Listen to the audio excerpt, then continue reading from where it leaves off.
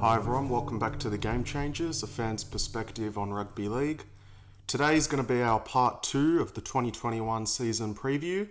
So last episode we went through 8 teams, and this episode we're going to go through 2020's top 4 and bottom 4. Going to be discussing their ins and outs and where we think they'll finish in 2021. And stick around at the end of the episode. We're going to give our predictions on our top 8s and our wooden spooners. So I think the best way to kick us off is to start with the premiers from 2020, the Melbourne Storm. We'll first have a look at their ins and outs. So please don't mention Cameron Smith. Well, please.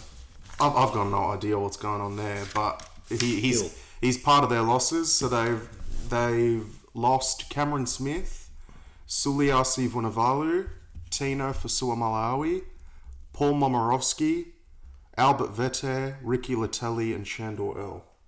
And they've replaced those losses with George Jennings, Remus Smith, and Harry Grant comes back from the Tigers.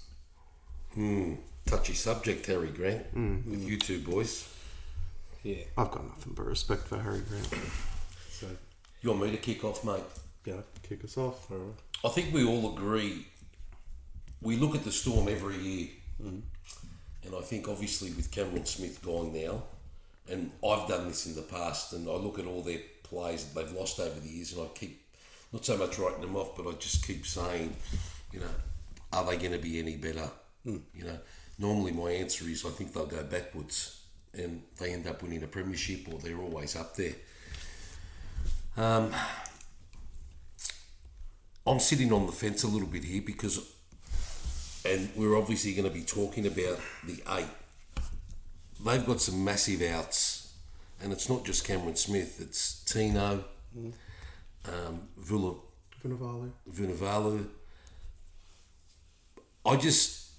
I'm not sure if they can recover straight away with those losses.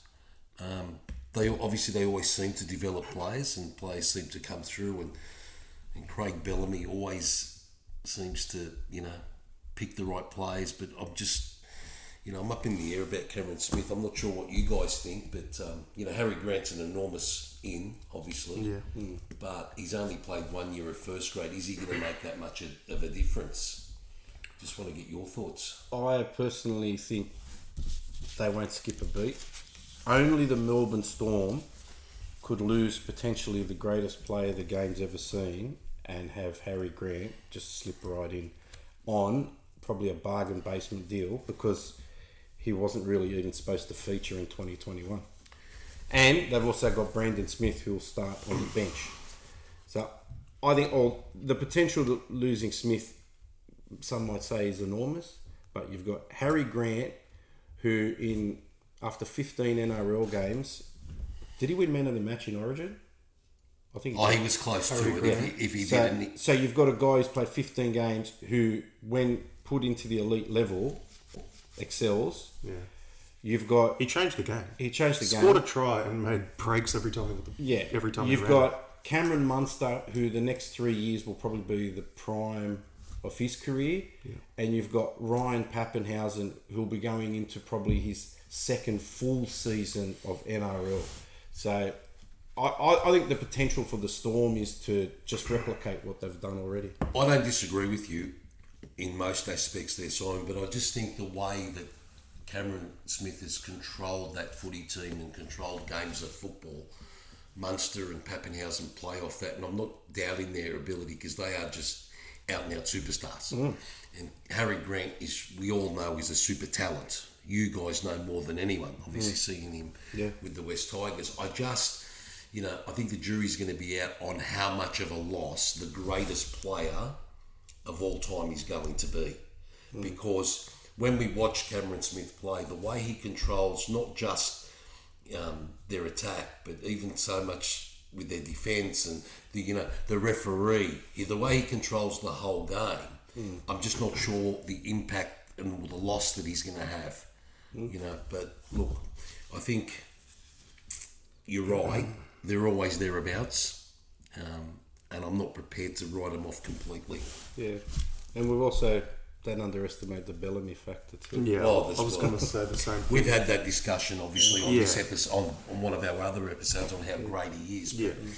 you know, I think just from reading rugby league news, listening to other podcasts, everyone talks. you've been listening to other podcasts. This is the only podcast, my friend. This is the premier podcast. Yeah, of course it is. It's a premium. But just reading about the Melbourne culture and how players that have been to Melbourne talk about how it's so different from any other club, how it just turns players into better players, better people. I just think even though Cameron Smith was a big part of that culture, with Bellamy still there, and they still have some elite players, like you said, Munster, Pappenhausen. But do you think that it was only Craig Bellamy that drove that culture? I mean, we talk about, No, you know, of course not. the big three were Slater, Cronk, and Smith. Mm-hmm. They're all gone now. So obviously someone needs to step up other than Craig Bellamy to continue that culture. Whether they've got that in that squad, I don't know. I mean, time's going to tell. Yeah. So I think they've got those experienced heads like Jesse Bromwich, Dale Finucane, and Kenny Bromwich that can sort of drive that. Yeah. But yeah, it'll be an interesting one to see. One to see. We'll move on to last year's bottom. Yep. So that was the much talked about, publicised Brisbane Broncos with their many debacles over the course of last year. Yeah. Not too much roster change for the Broncos. That's a worry. It is a worry. So, especially in terms of gains, they have lost some big names in Andrew McCulloch, David Fafita, Darius Boyd obviously retired, Jack Bird, Joe Offahingawe. They've released a number of fringe names like Jordan Kahu, Jamil Hopewade, and Sean O'Sullivan to the Warriors. And they've replaced those players with Dale Copley, John Asiata, and David Mead. doesn't read too well, does it? No. It doesn't read too That's a well. worry. We talk about culture with Melbourne. The Broncos, I'm not sure where you guys sit, but last year they were just not abysmal. They were just disgraceful. Yeah, it was bad. I mean, some of their performances and listening to commentators and, you know, who probably know more about footy than what we do. I mean, you know, it was non-existent. Yeah. You know, and I watched them play as well, and, you know, and I don't think any footballer that's played first grade wants to hear this, but it was just like they weren't even trying. Yeah. And that's really tough for anyone to say, but that's how it looked, and, you know, their results mirrored that. You know, they obviously got rid of their coach. So he's not the problem anymore. Well, that's how it looked on face value, because, you know, they got rid of him and the results didn't improve. You know, there were glimpses of effort, but it's not just about effort. It's about, you know, consistency and, you know, looking each other in the eye and having a dig, and they just didn't. And, you know, with the ins and outs that the professor just mentioned, I mean, my goodness. You know, Yeah, it look at the doesn't- players. It doesn't read well, does it? No. You got to think a team that came last, and you're taking David Fafita, Joe Offahingawe, Jordan Kahu out of that, and you're replacing them with Dale Copley and David Mead, who have been and gone From the Broncos. from the Broncos. Now they've brought them back as 30-year-olds. I mean, John Asiata is a talented player, but Had a lot of injuries. And with a rookie coach. and with a rookie coach, they're going to struggle again. There's just no overlooking it. And like you said, in 2020, it just seemed like they'd come out of the blocks every week, but as soon as they fell down by 6 to 8 points, mate, they just threw the towel in. Their heads dropped. Especially in fight on that defence. side. Especially There in was no fight on defence. that side. Could you imagine, sorry, Professor, could you imagine us talking about the Broncos like this 5 or 6 years ago? Yeah. Like, would you, like, you just wouldn't even think about it Yeah. because of that word, culture, which is overused, I might add. But just the fact that the way they folded, in a lot of games they had scores racked up against them, and it obviously started in at the end of 2019 when they made the 8 and they got belted by Parramatta. Yeah. That's when the rot set in. Yeah. So how they improve is beyond me. Well, look, it's been pretty much downhill since they lost the 2015 grand final. Well, they haven't really improved, have they? No, and you got to think. I don't know who's in charge of the recruitment out there, but they're going to go with who will be their halfback this year? The halves will be Brodie Croft and Tom Dearden and Anthony Milford. Tom Dearden and Anthony Milford. Well, he tried Brodie Croft last year, and Brodie Croft needs to learn that he's not Cooper Cronk, because he continues to try and replicate what Cooper Cronk does. I don't even think they're picking him in first grade. Well, you got to think in the last 10 to 15 years, and you got to think the Brisbane Broncos, the richest club, they have all of Brisbane, pretty much all of Queensland to pick from. Well, they always get the first pick. What they do, and you got to think in the last 15 years, they could have picked. Well, you got to think Cooper Cronk, Michael Morgan, Cameron Munster, and Daly Cherry Evans never played for the Broncos. Which is really surprising, because they Why? do always get the But why didn't anybody in Queensland recognise any of those 4 players who you build a side around? But they're going to run out with a choice of Brodie Croft, Anthony Milford, and Tom Dearden, who's a kid. Yeah, who's a kid? I don't know. Anthony Milford, right?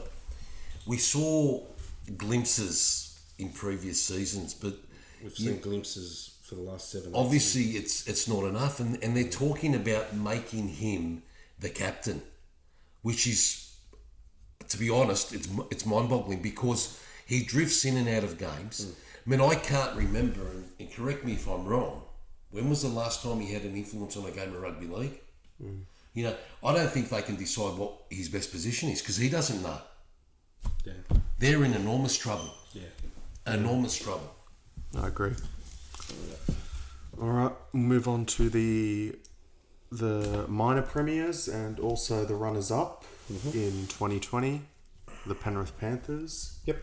So, again, not too much roster change with the Panthers.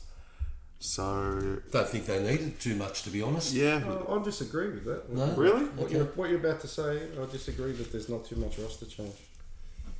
Well, they've brought in Robert Jennings and Matt Eisenhuth from the Tigers, and Paul Momirovski, who was returning, and Jamin Salmon and Scott Sorensen. And Is Dane Sorensen making a comeback, is he? Didn't he play for... Oh, no, that's his nephew. Yeah. And they've let go of Jack Hetherington, Caleb Aikens, James Tarmo, Josh Mansour, Zane Tedavano, Dane Laurie, Dean Farre, and a few other fringies, Malachi Watani, Lesniak, etc. I think a lot of those releases, especially the likes of Mansour, Tarmo, Tedavano, were to make room for the recent re-signings of Jerome Luai, Stephen Crichton, Isaiah Yeo, which they had to make room for, obviously on upgraded contracts. But what do you think on their roster change? My thing with Penrith is they had a wonderful season last year. I think they won like 18 games in a row leading into the grand final. 17 or 18. Yeah. Their semi-final series wasn't great. They struggled to beat a depleted Roosters side, and they beat them by a point. They struggled to beat Souths in the prelim final, and it was an error-riddled match, but they really struggled to win it. And then they got stage fright on grand final night. They got blown away. My point is, they're a very young side. Granted, they are chock full of talent. They're a very, very talented side. They've got some superstars there. But what little experience they did have was Tarmow, Josh Mansour, and Zane Tedavano. They've all gone. So this team now is even less experienced. But with a club like Penrith, Simon, with all the talent that we showed, and I mean, if we look back at last year, last year was a really difficult season for everybody. It was, yeah. And I don't think they left Sydney to play. No. I mean, people tend to forget that. Yeah. So they really had a dream run. Yeah. they actually had a dream run. I mean, you've still got to win games of football, but you know, with the talent they've got, you can't keep everybody. Now, Josh Mansour and James Tarmo and Zane Tenavano are probably they are at the back end of their careers. True. And clubs have got to make a decision on, you know, do we re-sign these blokes because they're not cheap. No. Tarmo's a grand final winner, right? Or do we invest our money in the players that we have, right, and start developing some more players? And it's a tough call. You know, I think they're going to be up there. Look, they've obviously lost some experience. They haven't gained too many. I mean, there's a massive pool of players that they have. Yeah. You know, when you can let go players like Dane Laurie and Tarmo and that, they've obviously got players there that they think that they can replace them with. Charlie Staines. And, you know, it's... There's only one thing where I think with Penrith, when you get to a grand final, you actually have to win it because teams come and pick your fringe players. They think, oh, well, they're doing well, I'll grab them. So they've got to the grand final. See, now they've lost Dane Laurie to the West Tigers, who was their backup fullback. Yeah, and they've their lost other backup fullback. Yeah, Caleb Bacon. Caleb Bacons has gone to Canberra. Now, the year after they've lost Matt Burton. He's already signed with the Bulldogs, and he's itching to get there immediately. So the actual, I think by releasing Tarmo and Tedavano and Josh Mansour and these players, okay, we'll retain that group of kids, but I think it's gonna stunt their ability to win a grand final in 2021. I think long term it'll be for the better, but I think 2021, I think they're going to drop a few notches. So what you're saying is the window of opportunity was there if they kept a couple of the more senior players. Yeah. One thing that we're overlooking, or I'm not sure if you guys agree, but you know, Ivan Cleary's been coaching first grade for a long time. Yeah. And I'm not sure if I'm right here or not, but he's coached nearly 300 or 400 first grade games of rugby league. No coach has coached more in the NRL and not won a premiership. That's a fact. Well, that's one of the stats that I was reading, and you know, obviously with what they did last year, there's obviously a high opinion, but to coach that many games and to go without any success, you know, he might start questioning himself. You know, is he up to it? You know, so look, I think they'll be thereabouts obviously again. Yeah. You know, whether they do the 17 in a row again, I don't know, because I just think it's going to be probably a more even competition because the talent's spread. But look, you know, they reckon that you've got to lose one before. I mean, I don't subscribe to that theory. I mean, because if you're there, you want to win it. Yeah.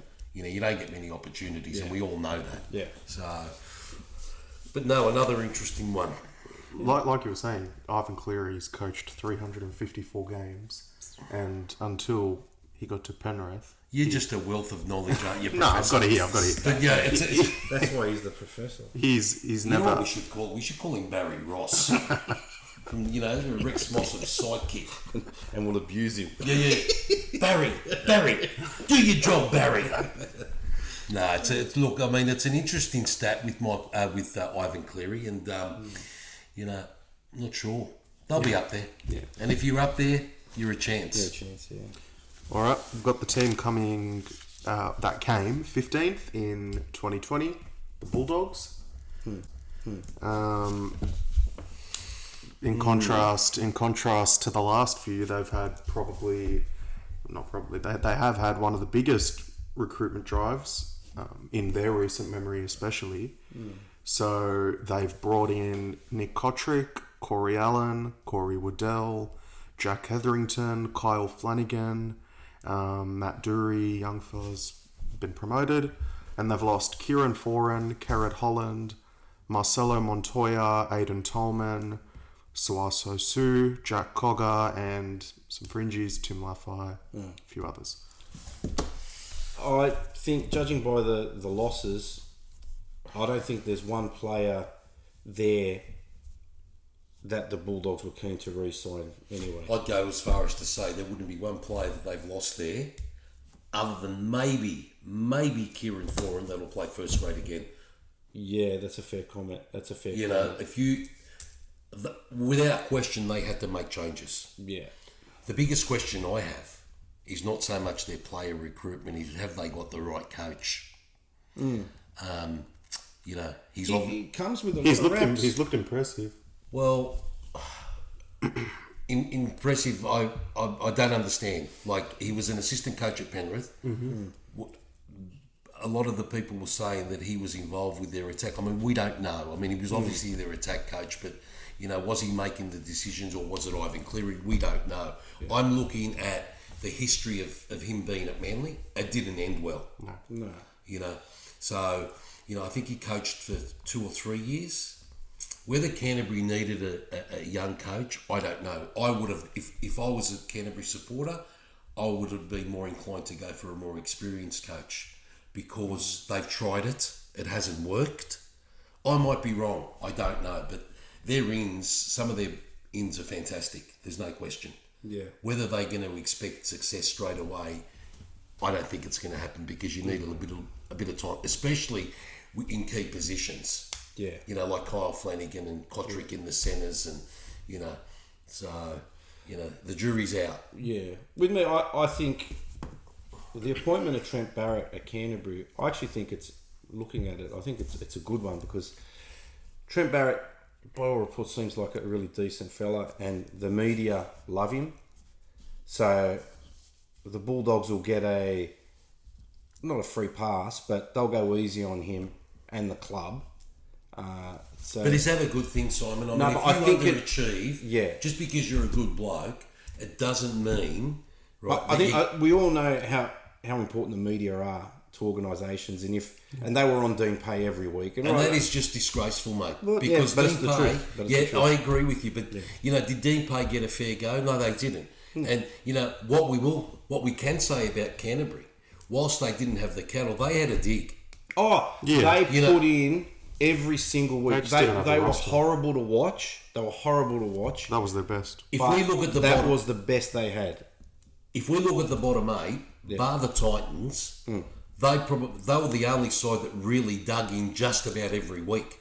You know, and they just didn't have the talent. Yeah, and they always have. I think it was the back end of 2019, if I remember right.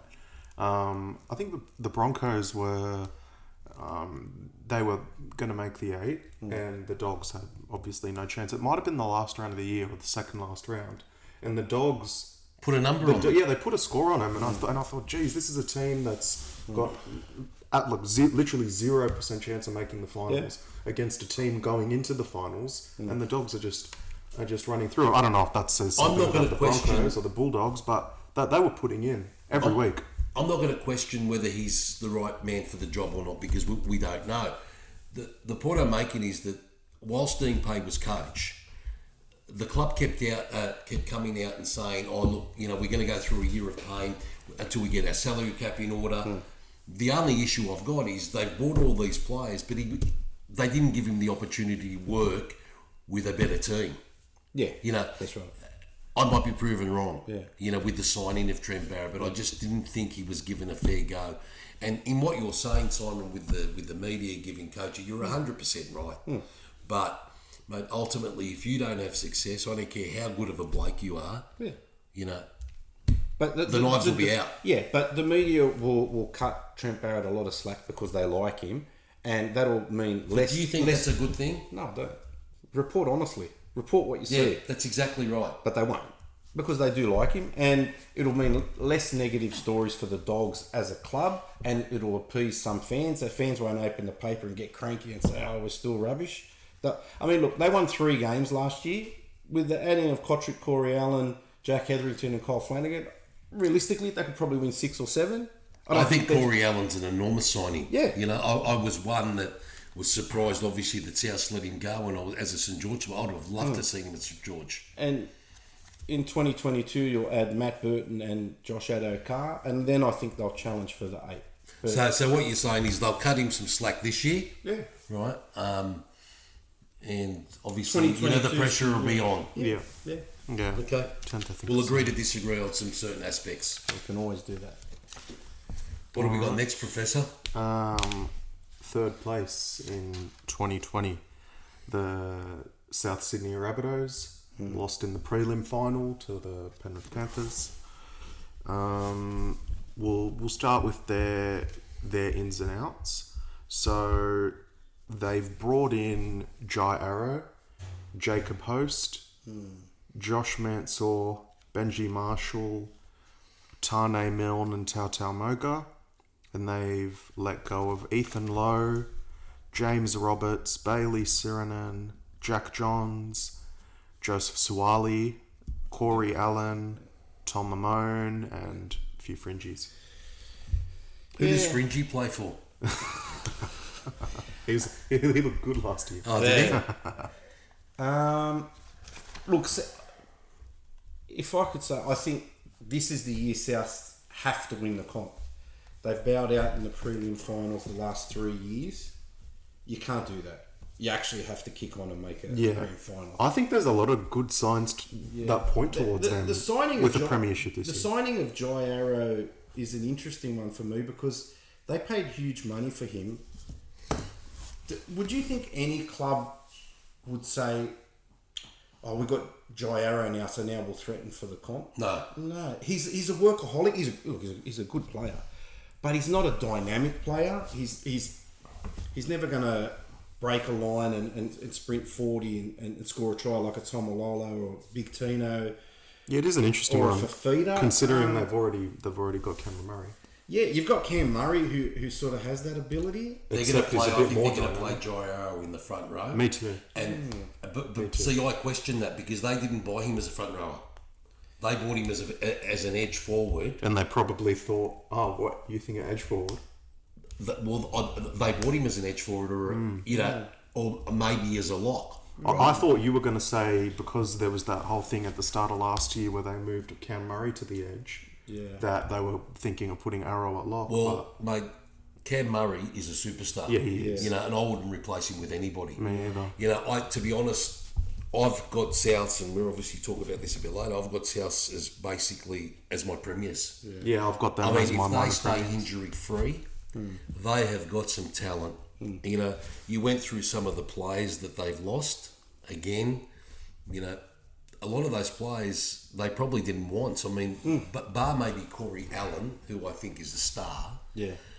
They obviously couldn't fit him in because he wants to play fullback, and they've got Latrell Mitchell. Yeah. Barring injury, I just think, I think they're going to challenge. And the fact that it's Wayne Bennett's last season. I mean, I made a call a few years back that once South signed him that he'd win a premiership there, and hopefully. This might be the year, so I can be proven right. I just think they'll fare well in with a premiership. Yeah. If I was to make a call this early, I'll say one thing: they made the prelim final last year.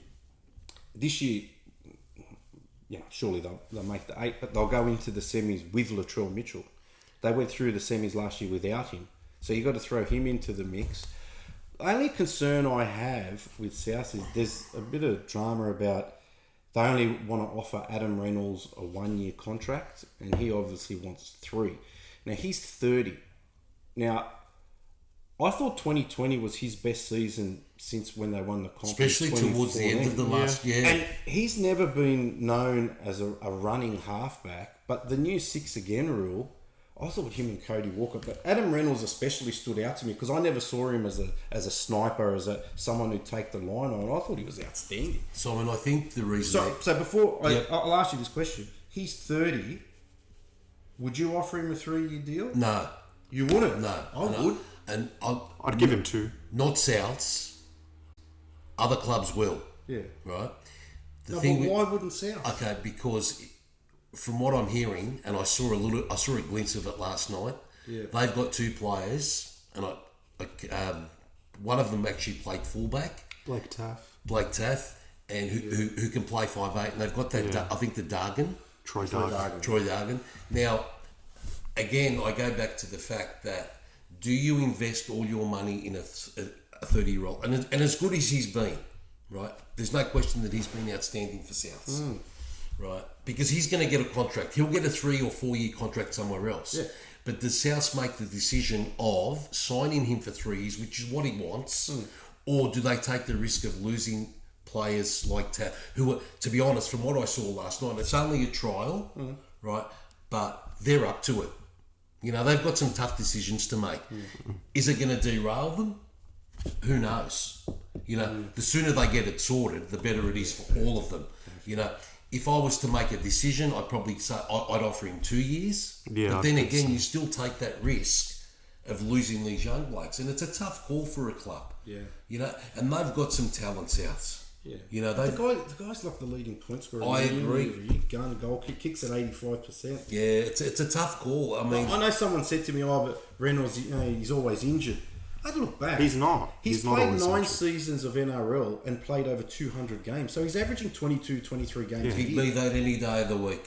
Yeah. You know, I'm not questioning his ability or what he's done for the club. I'm just looking at it from the club's perspective on what I know they think is right and what they think. And we also got to remember the history with South with signing players towards the end of the career hasn't been good. We look at Inglis and, you know, we look at Sam Burgess. You know, unfortunately, they were medically retired. So they've had to outlay money whilst it's not in their salary cap. Yeah. They've had to outlay all this money for no return. They might want to... But you're right, he will get, if he goes on the open market today, there'd be 5 or 6, maybe 7 clubs, and there's going to be a merry-go-round with halfbacks. Yeah. You know, he'll get a 3 or 4 year deal because players are playing longer now. Especially halfback. Absolutely, because it's not as physical. Yeah. You know, and the fact that he kicks goals makes it even more enticing. Yeah. We'll go with the team that came 14th last year, the Cowboys. Not expecting, me personally anyway, not expecting too much of them in 2021. So they've brought in Lachlan Burr, Javid Bowen, they've brought him back from reserves, and Kane Bradley from the What's West his Tigers. name? Javid mean that. Javid Bowen. Oh, sorry. And they've released Gavin Cooper's retired, Tom Opacek, John Asiata, Tukey Simpkins has gone to the Tigers, and a few fringies. So Yeah, a team that... not too much roster change And at all. Unless you've got a wealth of brilliant young talent that's going to come through and lift this team, you've purchased Lachlan Burr, who's a journeyman, and Javid Bowen, who they've signed and let go and signed again, and he's been on the fringe of that team for 5 years. You've lost Gavin Cooper, Opacek, and Asiata. I don't see where the Cowboys climb the ladder, to be honest. I'd go as far as to say I don't think Todd Payton realises what he's got himself into, because I've actually got them finishing in the bottom 2. Yeah, Michael Morgan, whilst he's been a super player, hasn't had a really good season for a few years. You know, Valentine. He sounds like a porno star, doesn't he? Valentine Holmes. I don't know whether he's a fullback. I think he's a winger. You know, we know he's a football player. Oh, we know he's a football. We know now. Thanks. But I don't know where their points are going to come from. No. I mean, if there's something, if they've got players hidden up there, or I haven't read about them, or I haven't seen them. You know, I don't understand. I mean, I don't see where the improvement is going to come from. You know, I mean, to be honest, they didn't really show us much last year, did they? No. You know, I think since the loss of, but I think Thurston's last year they missed the 8. Am I right? Yeah. And really they've gone backwards, and I can't see them improving. No, they paid big money for Valentine Holmes, who was the best winger in the world. So but on the back of what they gave him fullback money, when at the end of the day he's the best winger in the world. And I think that's where he's going to play. That's right.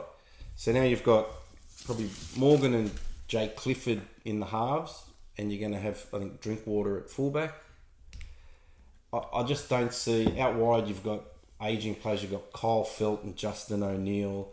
You've got SR Masters, who hasn't kicked on there at all. Could you imagine if Tamalolo, touch wood, he doesn't, because he's just a star? Yeah. Can you imagine he goes down injured? I mean, where's their go forward? Yeah, well, he was injured for maybe, I'll say, a quarter of the season last year, and they struggled. And I think that's the only factor that they can improve in 2021 if he stays fit. If you just look at their club as a whole, if you look at the players whose career has, if I can use Michael's word, regressed over the last couple of seasons. I'm still trying to work out what that word means, Michael. Going backwards, Okay. not improving. Okay.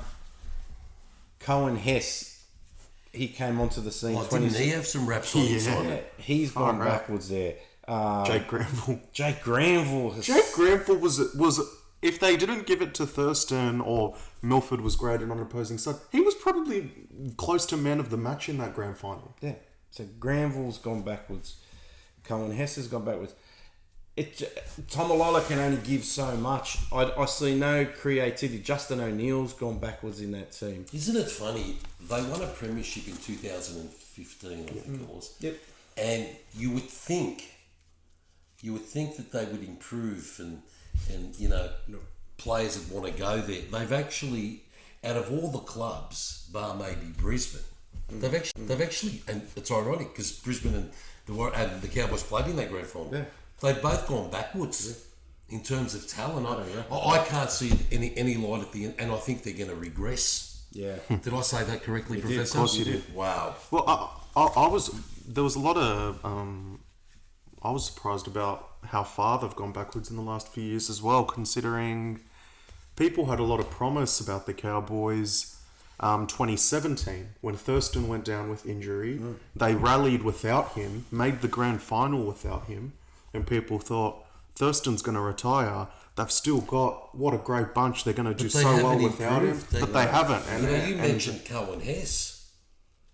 I mean, Cohen Hess, I'm not sure if he played State of Origin, but he played the first one. He hasn't been cited. Yeah. I don't know where it's coming from, but good luck to Toddy Payton because let me tell you, I think he's going to need it. Yeah, it's a tough gig, I guess. We'll move on to Canberra. Yeah. So Canberra have brought in Ryan James, who's coming off the back of 2 ACL injuries. You're a doctor now, are we? Hasn't played. Well done. Well, that's true.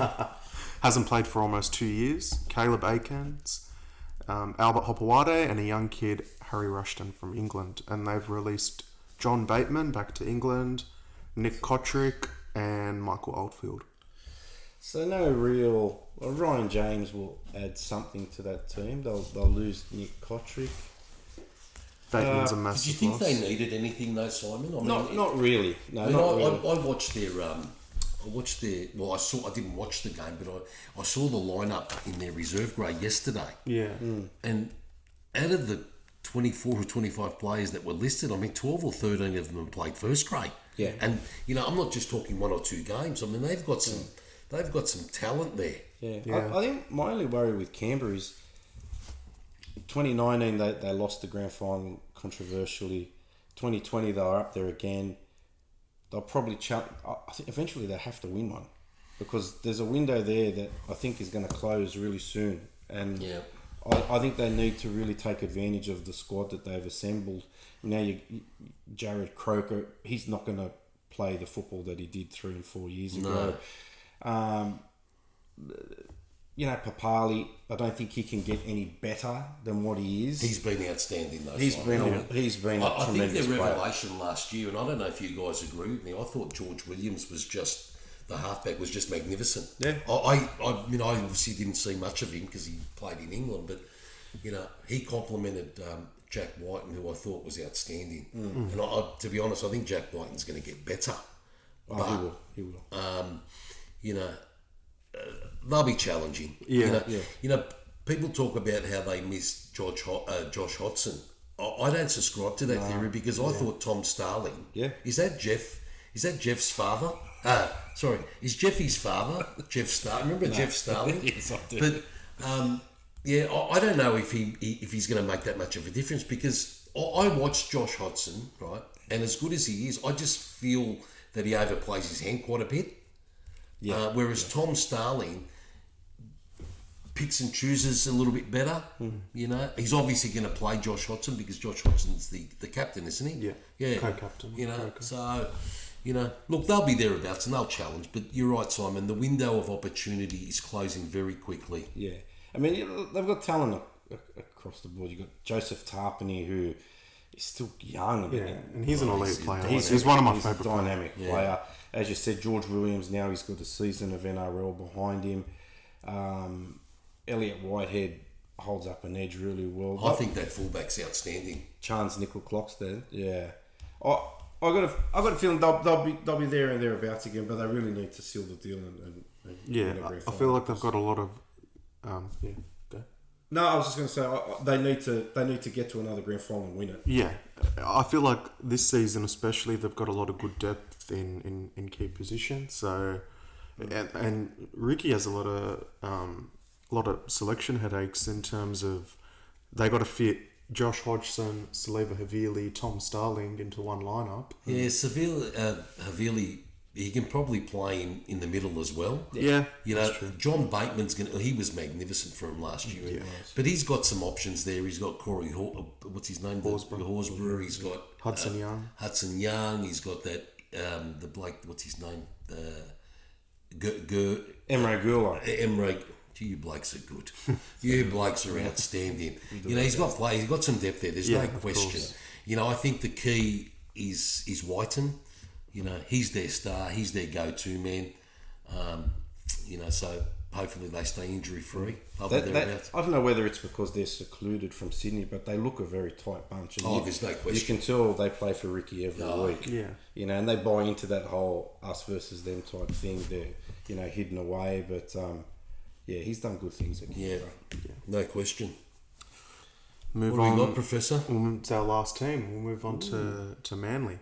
The Insular Peninsula. Yeah. So You want to race at the Corso? Hemi's a bit I tight. keep telling people I'm fast without the S. So they've brought in Andrew Davey from Parramatta, Kieran Foran, Christian Tuipulotu, who made his debut for the Roosters last year, Yep. Jason Saab, and Josh Aloye. Wow, Josh Alloway and you blokes are wearing the Tigers up. Oh, geez, that hurts. Can I just say something about Josh Alloway? Yeah, Have I said that correctly? yeah, Aloye. I think the West Tigers, right, have let go. He's been their best forward for 2 years. He's been their most consistent forward for 2 years. Yeah. And I think the West Tigers are going to feel that. And Manly have got themselves a bye. You know, so... But anyway, I just wanted to add that. He'll go a long way towards replacing Fanua Blake for them. Yeah, he will. They've lost a bit though. Yeah, Joel Thompson, Corey Waddell, Adam Fanua Blake is their biggest one. Albert Hopewade, and a few... How many Hopowatis are playing first grade? There's thousands. 3 at the Oh, moment. my goodness. 3 at the moment, and there was one playing for North Sydney Wow. yesterday with Suwali. I think Fanua Blake is just massive. You know, I know that Yeah, they've he replaced him with Josh Alloway, but, you know, we talk about... I personally think that him, Papali, and Junior Paulo are the 3 best front rowers in the competition. Yeah, I'd put Daniel Safidi up there. Yeah. Yeah, that's a fair good. That's probably a good call, but I just think it's a massive loss, and you know, I still question the fact that they've signed Kieran Foran. You know, considering the injuries he's had, you know, he may have come at a bargain buy. I don't know. Well, my thing is, so much of Manly revolves around Tommy Turbo, and I said to everybody, I said to Michael, to you, if you can get 20, 25 games out of Tom Trbojevic, Manly make the 8 because they'll win about 15, 16 of those games. You think he's got that much of an influence? I do. Yeah, he does. But the problem is he only plays 10 or 11 games a year. That's the problem. Do you think And there's we've going gone to... into another season, and however he did his hamstring, who cares how he did it, but he's done it again. Do you think there's going to come a point in time, because we're talking, this is not obviously the first time it's happened with Tommy. It's probably 2 or 3 years now, am I right? Yep. Okay. Do you think there's going to come a point in time where the Manly club are going to look at it and say, okay, because he'd be their highest paid player? Well, the problem is, Jeff, they've given him $1 million a year till 2026. Okay. So There's no turning back. what are they going to do? They're all in on Tommy Turbo. I mean, I just think it's a massive, massive investment, It is. It's huge. you know, with one player. They did it with Cherry Evans, and you know, two. They've got Jake till 2026 as well. Well, if we look at Cherry Evans, I mean, everybody bagged him because he reneged on a deal. He regressed on a deal with the Gold Coast Titans, but he's been outstanding for them. You know, Okay. He is. Yep. Okay. So in 2015, he signs a 10-year? 10-year deal. Yeah. 10-year deal. Okay. On, let's say, $1 million a year. Okay. Let's just say that.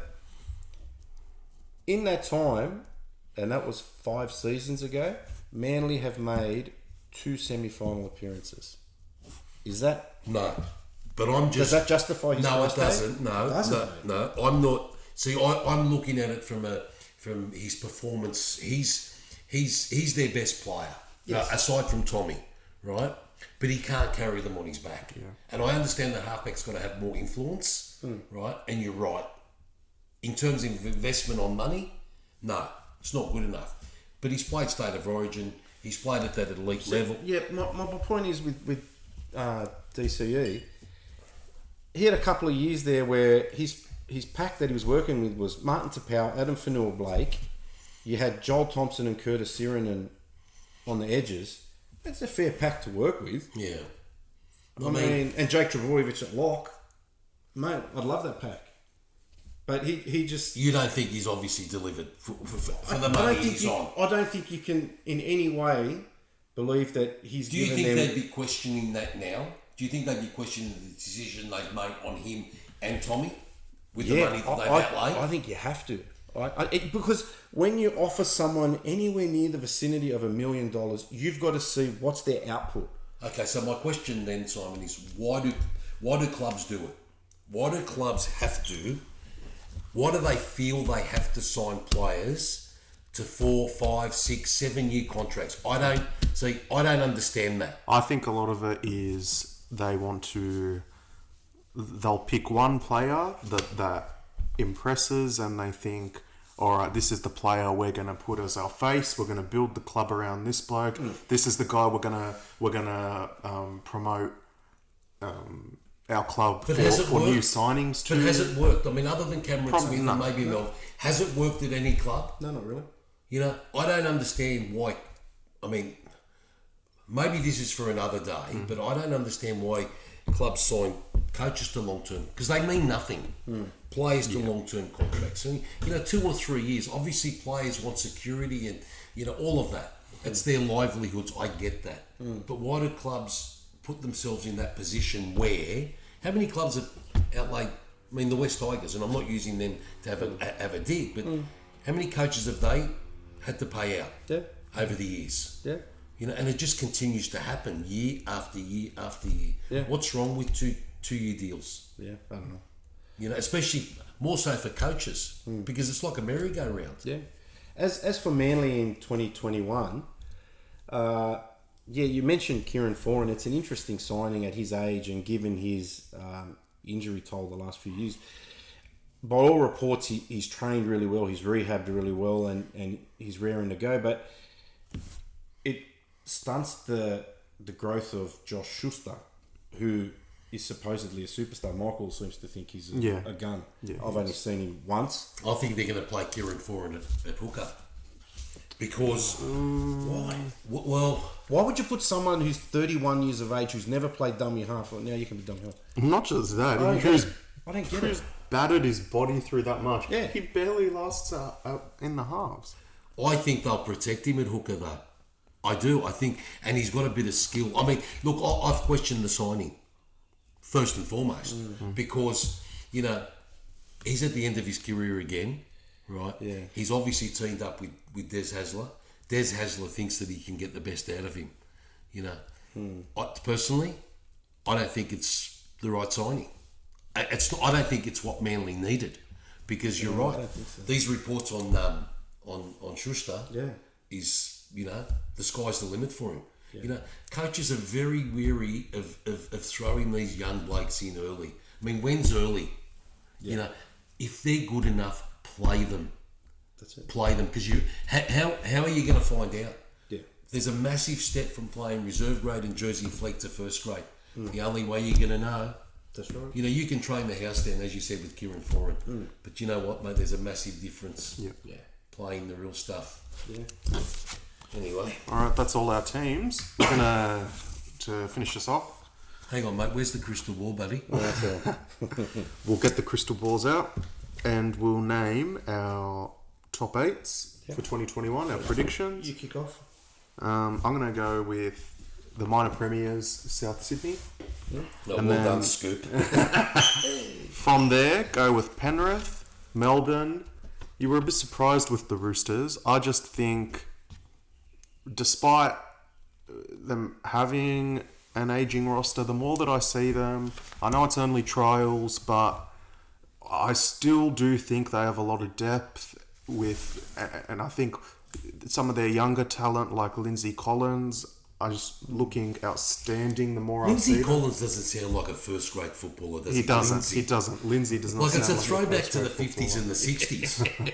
60s. Like, he must not like... his parents must not like him. Well, regardless of his name, Yeah. I thought he looked outstanding yesterday, and he's looked impressive in previous years. Sam Walker, Lachlan Lamb will start the year at 5'8", but I think if he doesn't perform, Sam Walker's the next cab off the rank, and he's looked very impressive. From there, I think Parramatta in the 5th spot, Canberra, the Tigers in 7th. I've got them Oh, improving. geez, that's a surprise. Making the 8th for the first time since 2011. And then for the 8th spot, I reckon this is, in my opinion, really open. And you can put the Tigers in this lot as well, in my opinion. I think it'll be down to probably 3 or 4 teams. The Warriors, the Gold Coast Titans, the Tigers, maybe the Newcastle Knights. And I've leaned towards the Warriors at this stage, but I think them and the Gold Coast Titans are very much in the mix, and I think that they play each other in round 1, and I'll be really interested to see how that game goes. Simon, before you give your 8, Yes. he mentioned Lachlan Lamb and Walker. Have you ever known a period of time, and I'm trying not to get off track here, but have you ever known a period of time where we've seen so many father and son? Yeah. Isn't it amazing? Yeah. That's true. And the irony of it all is that most of them are halfbacks. Yeah. Lamb, Cleary, Walker. We got the young bloke, Arthur Flanagan. Yeah. It's amazing. Yeah. Anyway, I was off topic then. Okay, my top 8. I have the Storm going back to back. Wow. I think Harry Grant will excel in better company, and I think he'll carry them. I've got Souths 2nd, Penrith 3rd. The Raiders will round out my top 4.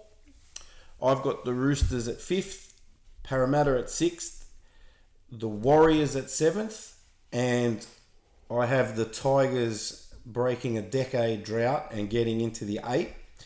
I've got the Titans at 9th, and the reason I don't have them jumping as high as most people do is, yes, they've signed Big Tino and Fafita, and they have, AJ Brimson at the back, and it's terrific, but all those players are going to be participating in State of Origin this year, especially the 2 that they bought, the 2 big name signings, and I don't think as a club they've ever had to deal with that. So they could be missing for quite a few weeks, could possibly get injured as well. And also, I don't know how their depth is in that And period. I don't know how they're dead since they put so much money into them. If I'm allowed to, if Cameron Smith joins the mid-season, I'm putting him in my 8, but I can't tell you that today. Do we have to put them in order? Yeah, put them in order. Yeah, as close as you can. Well, I mentioned earlier that I think South will win the comp, so I'm going to have them as my minor premiers. Yep. Penrith. You're copying me. Don't flatter yourself. You're not that good, Professor. Souths, Penrith. I think the Roosters will be up there. Yep. I'm going to throw the Warriors in because I think they've got an enormous upside in them. I think they're smokies to make the top 4 or to make the top 8. I think they'll definitely make the 8. Big call. The Raiders, Para. the West Tigers, I think there's a line drawn in the sand, you know, and I know that we've said this for a long time, but I think enough is enough. Yeah. Trust me, it is enough. I think Michael Maguire's just about got the players that he's wanted. They've got players that have been there for a long time. They've left. That they've probably signed on contracts where, you know, they've overpaid and they haven't delivered. They've got some fantastic young players. I just think they'll sneak in. I've got Para. I'm not sure if I mentioned Para. And I've got a question mark on the Storm and the Dragons. I'm going to put the Storm in. Obviously, with the Dragons, I support the Dragons and I want them to succeed. But after last night, I'm not too sure. But it's only a trial game. But look, I'm just... Am I allowed to put the Storm and the Dragons in a bracket and make a decision after 6 rounds? Whatever makes you feel good. Well, you know what? I mean, my heart always tells me... I know who I've got. I'm going to have the Dragons in there only because, you know... It's obvious, you know, it's a stupid call, but I've got them because I just love them. So, all right, before we go, who's your spoon? Who's your wooden spooner?